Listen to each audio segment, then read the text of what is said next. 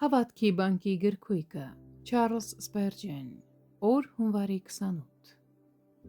Եվ կջնջի Աստված բոլոր արտասուքը նրանց աչքերիցը, և մահն այլևս չի լինի, ոչ սուգ և ոչ աղաղակ, և ոչ ցավ այլևս չի լինի,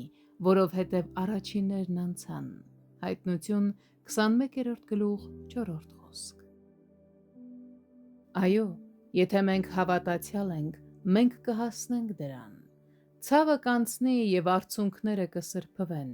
Սա արտասուքի աշխարհ է, բայց այն կանցնի։ Կլինի նոր երկինք և նոր երկիր, ինչպես ասվում է այս գլխի առաջին խոսքում,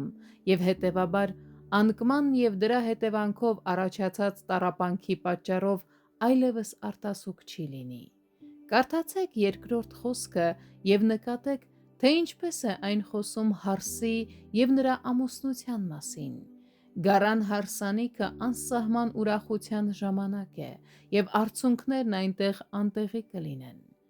Երրորդ խոսքն ասում է, որ Աստվածն ինքը պիտի բնակվի մարդկանց մեջ և անկասկած նրա աջ կողմում կլինեն հավերժական ուրախությունները, և արցունքներ այլևս չեն հոսի։ Ինչպիսի՞ն կլինի մեր վիճակը,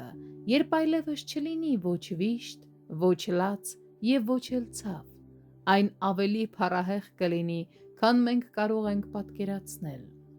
Ով արցունքներից կարմրած աչքեր, դադարեցրեք ձեր այրող հոսքը, քանզի կարճ ժամանակ անց այլևս արցունքներ չեք տեսնի։